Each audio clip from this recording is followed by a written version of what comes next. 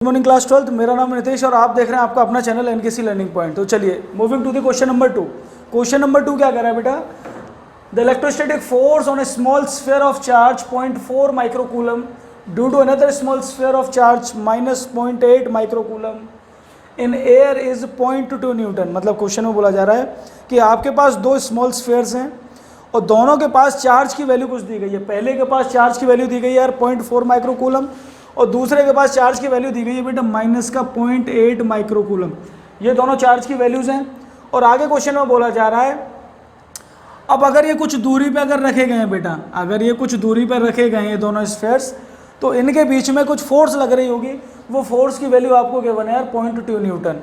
मतलब क्वेश्चन क्या कह रहा है, आपको चार्ज की वैल्यूज दे दी, फोर्स की वैल्यू दे दी और आपसे जो कैलकुलेट करवाने के लिए पूछा जा रहा है वो बोला जा रहा है कि बताओ इन दोनों के बीच की दूरी जो आर है वो आर दूरी क्या होगी। समझ गया यार मेरा क्वेश्चन क्या कहना चाह रहा हूँ मैं? चलिए शुरुआत करते हैं क्वेश्चन की। यार हमारे पास फोर्स का फॉर्मूला क्या होता था? हमारे पास फॉर्मूला होता है फोर्स का F equals to k Q1 Q2 over r square. ये हमारे पास फोर्स का फॉर्मूला होता है के Q1 Q2 over r square. यार सारी वैल्यूज अंडरस्टूड हैं आपको। के की वैल्यू क्या होती है 9 इंटू 10 टू दी पावर 9। के की वैल्यू होती है 9 इंटू 10 टू दी पावर 9। और देखिए क्या क्या गिवन है आपके पास। Q1 की वैल्यू है आपके पास बेटा 0.4 माइक्रोकूलम। माइक्रोकूलम से आप कूलम में बदलोगे तो इसको क्या करोगे मल्टीप्लाइड बाई 10 की पावर -6। बिल्कुल सही। Q2 की वैल्यू क्या है सिमिलरली आपके पास -0.8 माइक्रोकूलम। तो ये क्या हो जाएगा 0.8 इंटू 10 की पावर -6 कूलम। ये समझ आई दोनों चार्जेस की Q1 और Q2 की वैल्यूज हो गई हमारे पास। अब हमें जो करना है क्वेश्चन में बस वैल्यूज पुट करनी है और आंसर हमें मिल जाएगा। अच्छा देखो कुछ बच्चे क्या करेंगे, हमारे पास जो फोर्स का फॉर्मूला है के Q1 Q2 over r square, Q2 की वैल्यू को विद साइन रख देंगे। नहीं यार विद साइन मत रखना। आपको मैग्नीट्यूड कैलकुलेट करना है तो आपको माइनस वगैरह से कोई मतलब नहीं। आप अगर माइनस में दिया भी हो ना और इलेक्ट्रिक फील्ड का क्वेश्चन हो तो आप पॉजिटिव में ही लेके चलना, कोई परेशानी नहीं है। ठीक है, माइनस साइन बस यहाँ पे ये इंडिकेट कर रहा है कि इन दोनों के बीच की जो फोर्स है वो अट्रैक्टिव फोर्स होगी। वो फोर्स कैसी होगी? अट्रैक्टिव होगी। तो चलिए फॉर्मूले में वैल्यूज डालते हैं। फॉर्मूला है हमारे पास F equals to k Q1 Q2 over r square. तो फोर्स दे रखी है 0.2 न्यूटन।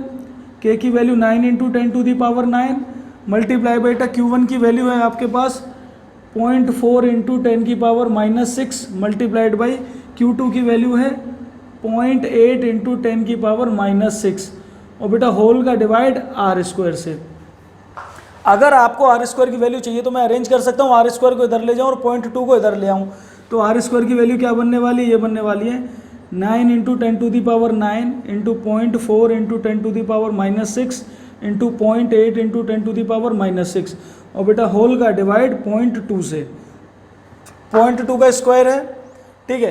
के Q1 Q2 अच्छा कोई नहीं, आर स्क्वायर तो इधर चला गया, तो 0.2 फोर्स है हमारी। देखिए इस पॉइंट से ये पॉइंट उड़ा दीजिए और ये 2 से 2 टाइम कट जाएगा। कुछ नहीं किया हमने, पॉइंट से पॉइंट उड़ा दिया और 2 से 2 टाइम्स काट दिया। अब देखो जब भी इस तरीके की कैलकुलेशंस आए ना आपके पास तो सॉल्व करने का तरीका ये कि नॉर्मल वैल्यूज़ को आप अलग कैलकुलेट कर लो, 10 की पावर वालियों को अलग कर दीजिए। इससे आपका क्वेश्चन थोड़ा सा आसान होने वाला है। देखो तो 9 मल्टीप्लाइड बाई क्या है आपके पास 2 मल्टीप्लाइड बाई 0.8 मल्टीप्लाइड बाई ये है 10 की पावर 9 मल्टीप्लाइड बाई 10 की पावर -6 और 10 की पावर -6 हो जाएगा 10 की पावर -12, 10 की पावर -12 और बेटा होल में अब डिवाइड तो कुछ बचा ही नहीं हमारे पास। ये आर स्क्वायर की वैल्यू है। अब देखिए आर स्क्वायर की वैल्यू क्या आने वाली है 9 2 या 18 मल्टीप्लाइड बाई 0.8 मल्टीप्लाइड बाई यार देखो 10 की पावर 9 और 10 की पावर -12 मेरे हिसाब से क्या आना चाहिए 10 की पावर -3 आना चाहिए ना, 10 की पावर -3। अब देखिए ये आर स्क्वायर की वैल्यू यहाँ से क्या बन जाएगी 18 इंटू 0.8 हो जाएगा बेटा 14.4 मल्टीप्लाइड बाई 10 की पावर -3। कोई परेशानी इसमें? ये 0.4 एक आप आगे खिसकाइए पावर एक बढ़ जाएगी तो आर स्क्वायर की वैल्यू यहाँ से क्या हो जाएगी 144 इंटू 10 की पावर -4। देखिए मैं स्टेप बाय स्टेप बता रहा हूँ जिससे कि आपको न्यूमेरिकल में परेशानी ना आए। अगर आपको यहाँ से अब आर की वैल्यू चाहिए तो ये पूरा पोर्शन कहाँ चले जाएगा बेटा रूट में 144 इंटू 10 की पावर -4 और 144 से बाहर कौन आएगा बेटा? ये आएगा 12 मल्टीप्लाइड बाई 10 की पावर -4 में से कौन आएगा 10 की पावर -2। अब बहुत बच्चों को समस्या आ गई जो एवरेज बच्चे हैं कि इसे 10 की पावर -4 का आपने रूट कैसे लिया। तो बेटा ध्यान रखना, जब भी कोई 10 की पावर रूट के अंदर हो तो पावर को डिवाइडेड बाई 2 कर देना। जैसे यहाँ पावर क्या थी -4, -4 को डिवाइडेड बाई 2 किया तो -2, तो 2 से डिवाइड करने के बाद जो आंसर आएगा वो रूट से बाहर आएगा, तो यहाँ 10 की पावर -2, ये आंसर आ गया मीटर में। क्लियर है मेरी बात? तो 12 × 10 की पावर -2 मीटर। क्लियर है? मीटर से आप इसे सेंटीमीटर में बदलोगे तो क्या हो जाएगा, डिवाइड बाई करोगे 10 की पावर 2 से तो 12 सेंटीमीटर आ जाएगा, यही आंसर। तो मर्जी आपकी, कुछ भी कर लीजिए। चलिए सेकंड पार्ट की तरफ मूव करते हैं। सेकंड पार्ट क्या कह रहा था इसमें, what is the force on the second sphere due to the first. यार ये तो ऐसी बात हो गई कि आंसर आपको दिया हुआ है और ज़बरदस्ती क्वेश्चन में आपको घुमाने की कोशिश की जा रही है। यार जब आपने कूलम्स लॉ पढ़ा होगा तो आपने एक बात पढ़ी होगी कि अगर ये दो चार्जेस हैं, तो इन दोनों के बीच में फोर्स लगती थी कुछ, तो जितनी फोर्स ये वाला चार्ज इस पे लगाएगा, सेम फोर्स ये वाला चार्ज इस पे लगाएगा। मतलब क्वेश्चन में आंसर पहले से ही गिवन है आपको। तो क्वेश्चन है what is the force on the second sphere due to the first, तो आप आंसर लिखोगे there will be no difference between the force, यानी फोर्स यही रहने वाली है 0.2 न्यूटन, 0.2 न्यूटन ही रहने वाली है। क्योंकि अगर कूलम्स लॉ हम लोग लगा रहे हैं और दो चार्जेस हैं हमारे पास, बस फोर्स की डायरेक्शन बदल जाएगी।